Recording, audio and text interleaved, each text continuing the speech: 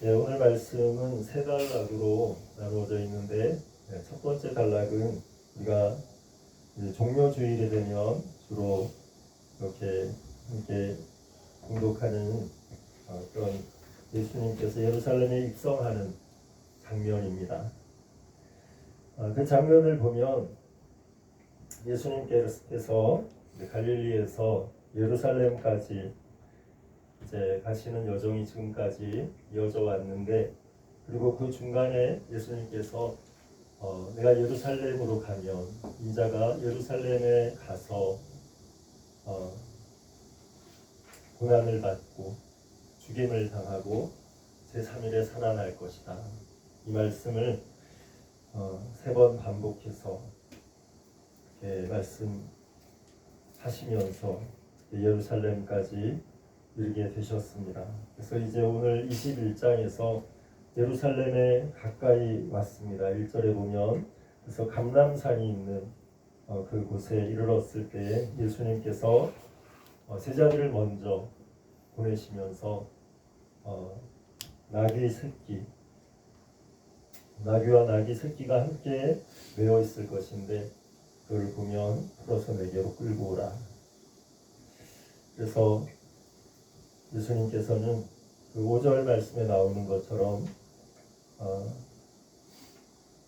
스가랴 선지자를 통해서 스가랴 9장 9절에서 말씀하셨던 것처럼 5절에 시온 딸에게 이르기를 내 왕이 내게 임하나니 그는 겸손해서 나귀 곧 멍에 매는 짐승의 새끼를 탔도다. 그 말씀 그대로 예수님께서 나귀를 타시고 예루살렘 성으로 들어오시는 장면이 바로 오늘 첫 번째 단락입니다. 예수님께서 정말 그 강하고 능력 있는 왕들은 백마를 타고 막 위풍당당하게 그렇게 승전고를 울리면서 이제 귀환하면서 전쟁에서 귀환하면서 입성하는 것이 그 능력 있는 강한 왕들의 그런 장면인데, 여기서 예수님께서는 겸손하여 나귀고 그 나귀의 새끼를 타신다는 스가랴 선지자의 예언대로 그렇게 나귀를 타고 입성을 하십니다. 또 왕들이 입성을 하면 막 레드카펫이 깔리면서 화려한 빵빠레와 함께 이렇게 입성을 할 텐데, 예수님께서는 레드카펫이 아니라 사람들이 자기들의 겉옷을 벗어서 그 길에 깔고 그리고 나뭇가지들을 베어서 그 길에 겉옷과 나뭇가지들을 쫙 이렇게 깔아줬다고 합니다. 그리고 빵빠레가 울린 것이 아니라 9절에 보면 사람들이 우리가 소리 높여 이르되 호산나라고 외쳤다고 합니다.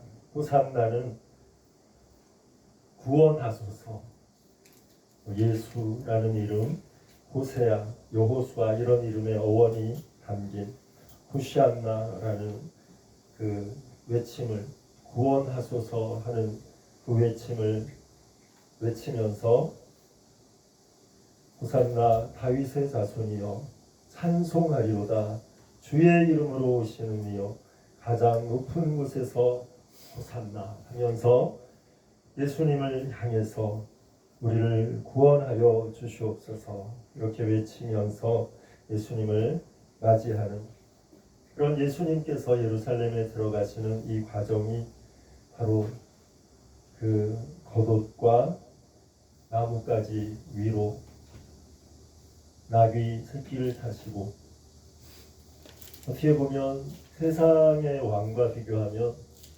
초라할 수 있는, 아무것도 아닌 것처럼 보일 수 있는 그런 모습이지만 그 안에 담긴 의미는 하나님의 이름으로 이 온 세상의 모든 영혼들을 그 죄와 사망의 권세에서 구원하시기 위하여 십자가를 향하여 나아가시는, 고난을 받고 죽임을 당하고 제3일에 다시 살아나겠다고 하신 그 말씀대로 하나님의 그 구원의 방법대로 창세 전부터 하나님께서 예비하신 그리스도의 그 십자가 구원의 방법대로 그 하나님의 뜻을 이루기 위해서 지금 이 길을 예루살렘을 향하여 들어가고 계심을 우리는 보게 됩니다.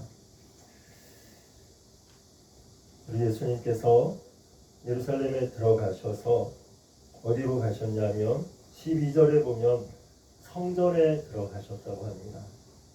그 당시 예루살렘 성전은 모든 이스라엘 백성들이 가장 중요하게 여겼던 그런 예배의 장소였습니다. 그런데 그런 중요한 장소였음에도 불구하고 그 당시의 그 성전은 그 본래의 뜻과 목적에 맞지 않는 그런 상태로 변질되어 있었습니다. 예수님은 그 성전의 상태를 뭐라고 말씀하셨냐면 13절에 보면 그들에게 이르시되 기록된 바 내 집은 이 성전은 기도하는 집이라 일컬음을 받으리라 하였거늘 너희는 강도의 소굴을 만드는도다 하시면서 예수님께서 12절에 보면 그 성전에 들어가셔서 하신 것이 성전 안에서 매매하는 모든 사람들을 내쫓으시고 돈 바꾸는 사람들의 상을 엎으시고 비둘기 파는 사람들의 의자를 둘러 엎으시면서 분노하시면서 노하시면서 기록된 바 내 집은 기도하는 집이라 일컬음을 받으리라 하였거든 너희는 강도의 서구를 만드는도다. 그렇게 예수님께서 말씀하고 계십니다. 비단 여기서 성전에 대하여 말씀하셨지만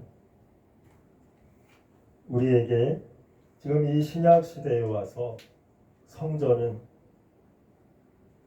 그 건물을 의미하는 것이 아니라 너희가 하나님의 성전인 것과 하나님의 성령이 너희 안에 거하시는 것을 알지 못하느냐 하신 그 말씀처럼 이 시대에는 우리가 바로 하나님의 성전이라는 사실을 우리는 기억해야 할 줄 믿습니다. 그래서 예수님께서 오늘 하시는 말씀은 내 집은 너희는 너희 한 사람 한 사람은 기도하는 집이다.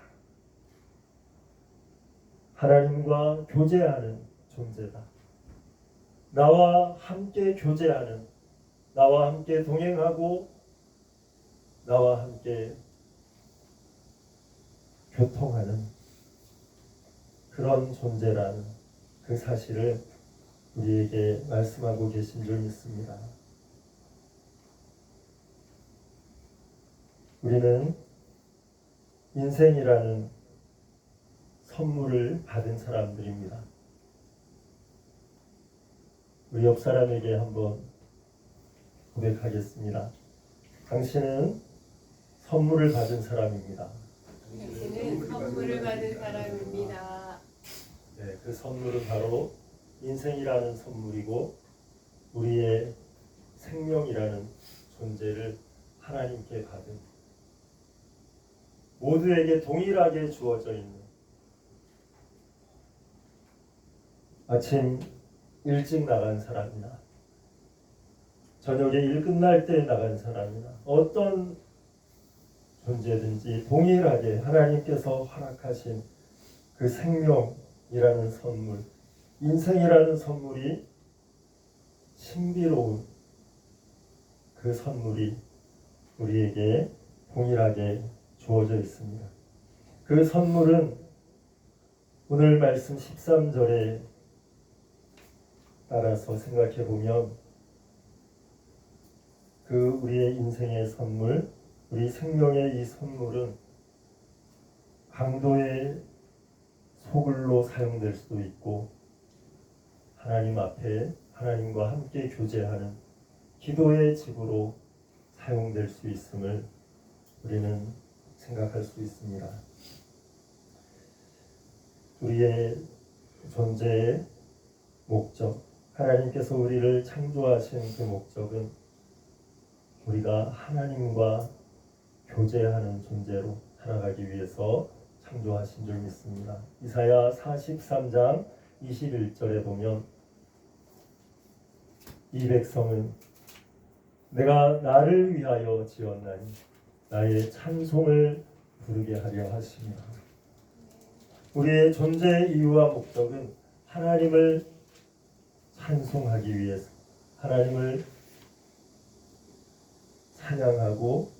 찬양한다는 것이 그냥 일방적으로 우리가 하나님을 찬양하는 것, 그것만을 얘기하시는 것이 아니라 하나님과 교제하는 것을 말씀하는 것인 줄 믿습니다. 기도라는 표현도 동일하게 하나님과 기도가 무엇입니까? 이렇게 물으면 하나님과 우리의 사이의 대화입니다. 이렇게 표현하기도 하는데 하나님과 우리가 함께 교제하는 것, 이야기 나누는 것, 하나님의 말씀을 음성을 듣고 또 우리의 마음을 하나님께 고백하고 깊은 사랑의 교제가 하나님과 우리 사이에서 이루어지는 것이 하나님께서 우리를 창조하신 목적인 줄 믿습니다. 오늘 말씀 세 번째 단락에 보면 무화과 나무를 예수님께서 길가에서 보셨는데 무화과 나무가 잎사귀밖에 아무 열매가 없는 거예요. 그래서 예수님께서 이제부터 영원토록 내가 열매를 맺지 못하리라 하시면서 어쩌면 그 당시에 부패하고 왜곡된 그 본래 목적이 사라져버린 성전을 향해서 하시는 말씀처럼 예수님께서 그 무화과를 향해서 말씀하셨을 때 그 무화과 나무가 마르게 되는 그런 현상이 일어났습니다. 제자들이 그 무화과 나무가 마른 것을 보고 20절에서 이상하게 생각하면서 어찌하여 무화과 나무가 말랐습니까? 라고 물으니까 예수님께서는 그에 대한 즉답을 하신 것이 아니라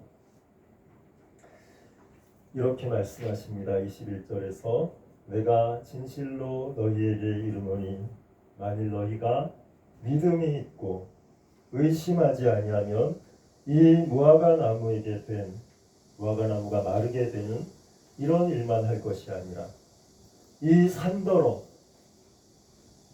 감람산일 수도 있겠죠.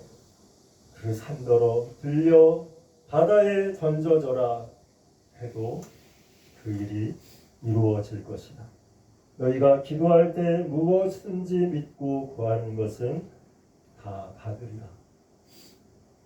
여기서 예수님께서 말씀하시는 것은 무화과 나무가 마르는 기적을 말씀하신 것도 아니고 강조해서 말씀하신 것도 아니고 산이 바다에 던져지는 것을 강조해서 그 기적을 강조해서 말씀하신 것도 아니고 예수님께서 말씀하신 것은 너희가 만일 믿음이 있다면 하나님과의 관계를 바르게 맺고 살아간다면 너희가 기도할 때 무엇이든지 믿고 구하는 것, 너희가 하나님과의 관계 속에서 구하는 그것을 다 받으리라. 그것이 산이 바다에 던져지는 것과 같은 그것을 넘어서는 더 더 큰 기적이고 하나님의 역사라고 말씀해주고 계신 줄 믿습니다. 우리의 삶의 목적, 하나님과의 관계에 있는 줄 믿습니다. 예수님께서 이 땅에 오신 목적, 십자가 지시고 고난을 당하시고 죽임을 당하시고 제3일에 부활하시는 그 길을 걸어가시는 목적은 우리를 하나님과 우리 사이에 깨어진 관계를 회복시키시고 우리에게 하나님의 나라를 회복시켜 주시기 위한 그 목적으로 이 세상에 주님께서 오신 줄 믿습니다. 산을 바다에 던져지게 하기 위해서 오신 것이 아니라 무화과 나무를 나르게 하기 위해서 오신 것이 아니라 다른 그 무엇이 아닌 하나님과 우리 사이의 관계를 깨어졌던 하나님과 우리 사이에 갈라졌던 우리의 죄로 말미암아 하나님과 우리 사이의 관계가 멀어졌던 그 관계를 회복시키시고 만나게 하시고 모든 막힌 담을 허무시고 하나님과 우리 사이에 그 교제의 관계, 기도하는 관계, 찬양하고 경배하는 그 하나님과의 만남을 회복시키시기 위해서 주님께서 이 땅에 오셨습니다. 그리고 그 일을 위해서 십자가까지 오르시고 그 양손에